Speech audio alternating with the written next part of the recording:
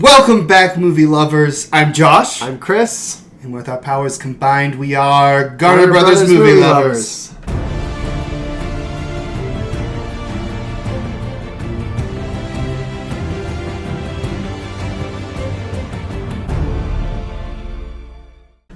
Today, we're talking Lord of the Rings, the one with the rings. The Rings of Power! This all takes place before the original Lord of the Rings trilogy, and I guess before The Hobbit as well, with all new characters. Really, the only thing carrying over is Sauron. And Galadriel. And Galadriel. And Elrond. I guess this series is independently made of those ones. This is not a continuation of that, if you want to call it a cinematic universe. This is a totally separate production. Sure. So the pitch for this series came from Patrick McKay and John D. Payne, who have worked on a lot of things that have never been made. They have only one other credit on IMDb.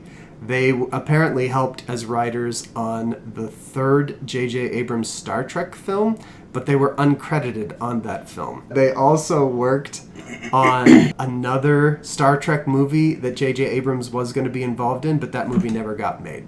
So he kind of vouched for them to Amazon and said, these guys would be good to write your series.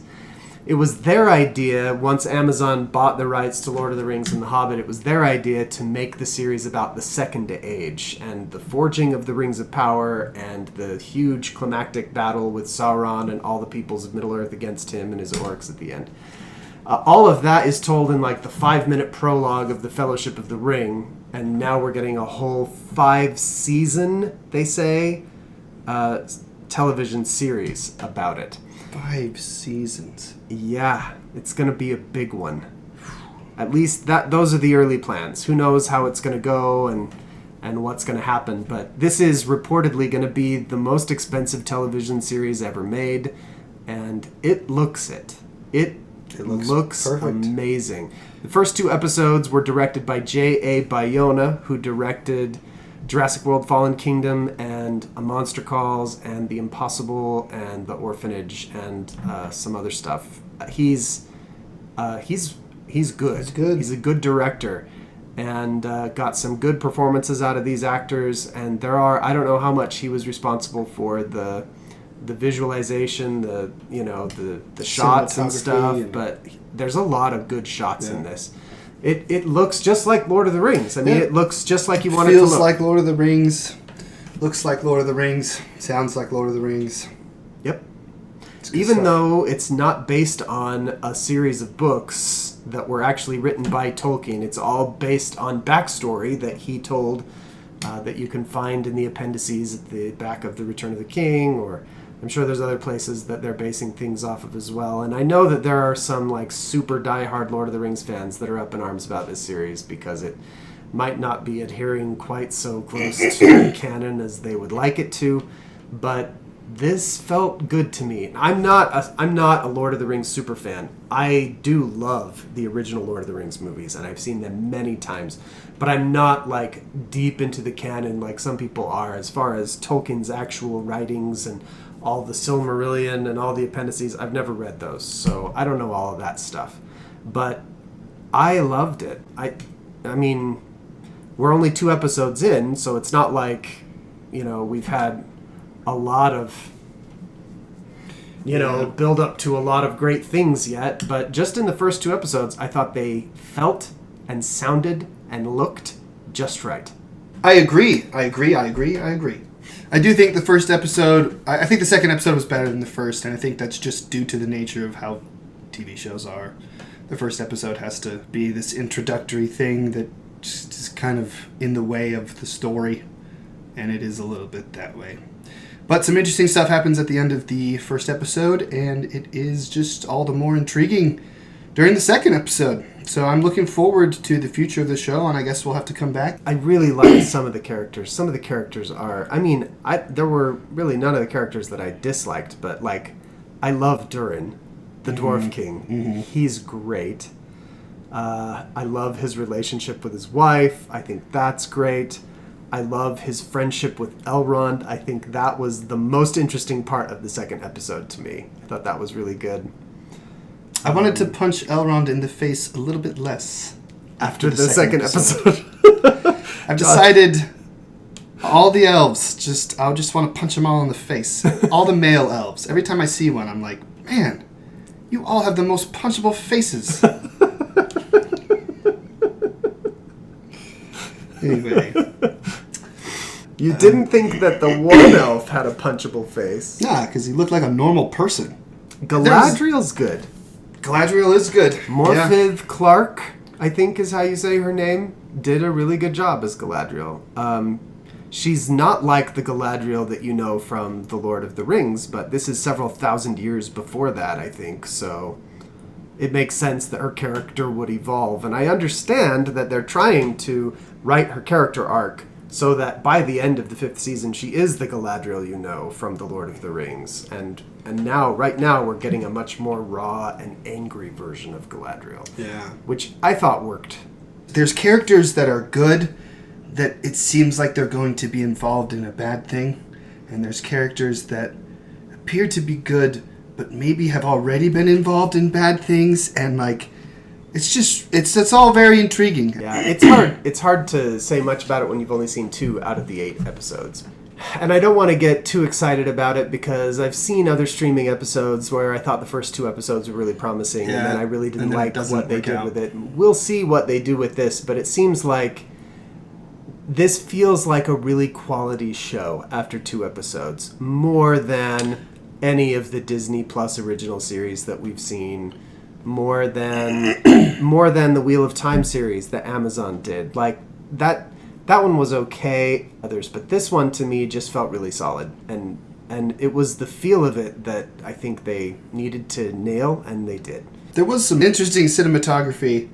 There's a moment out in the ocean where this big creature attacks them, and just the way that the camera follows the characters and shows you what's happening is pretty awesome. It is. And there's a very, very good use of suspense and tension in the second episode with these. For me to say that? There are some creatures in the second one, and they are creepy.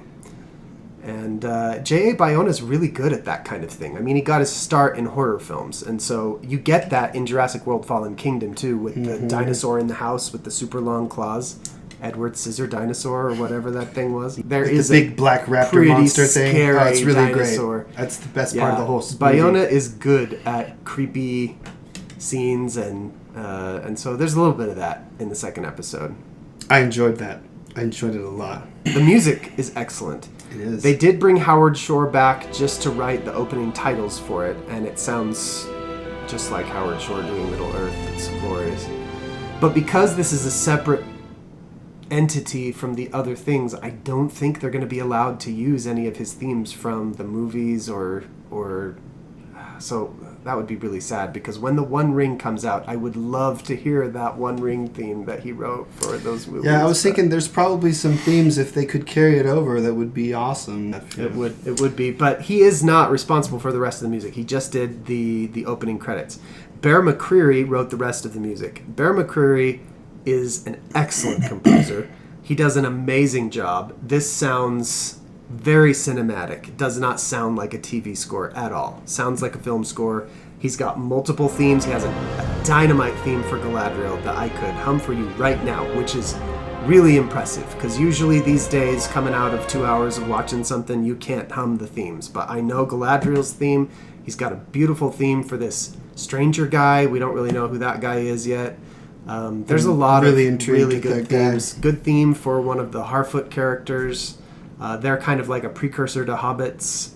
So anyway, there's a lot of good things happening. Musically, it sounds awesome. And there's lots of really cool wide shots of huge epic cities, whether they're underground or overground or just mountains. That shot of the mountain with all the waterfalls coming down. Mm-hmm. There is some gorgeous, gorgeous scenery in this movie. It was cool to see some dwarvish caves in their prime.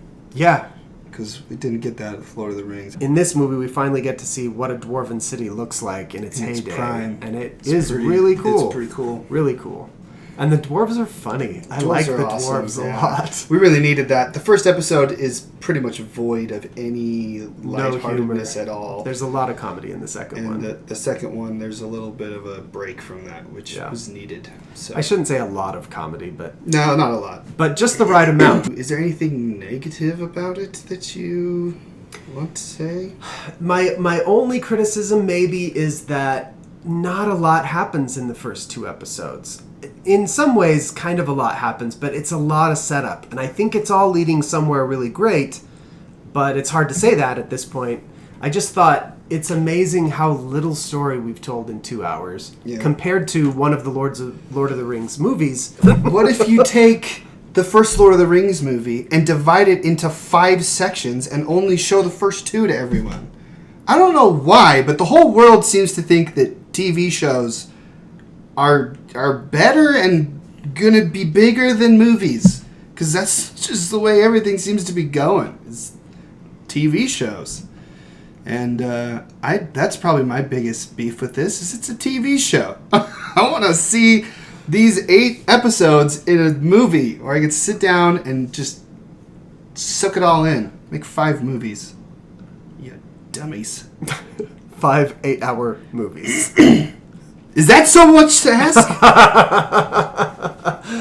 Yeah, it is paced like a TV show. It is a TV show. And I did notice the pacing difference between like the Lord of the Rings films, which in my opinion are paced to perfection, and then this, which is paced like a TV show, which is slower paced. It's a long form way of telling stories, and they're taking advantage of that. But I frequently think when you've got these, 8-episode series, maybe you need to do a little more with the ones you've got. But I don't know. All the setup was good as long as it's leading somewhere great, and both of us are impatient to watch future episodes of the series, which speaks very highly of the first 2 episodes. Yep.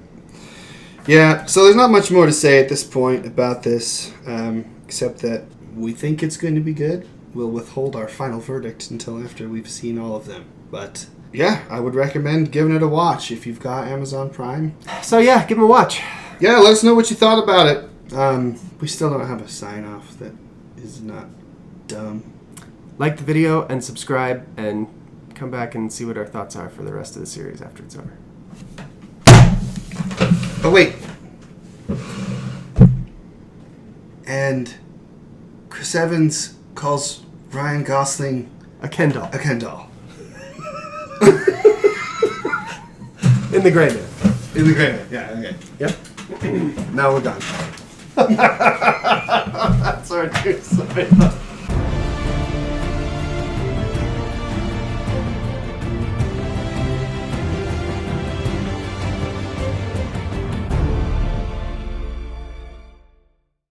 Allround. Not Allrond. What did I say? Allrond. What did you say? Elrond. Elrond. All the Lord of the Rings fans in the world are gonna kill me.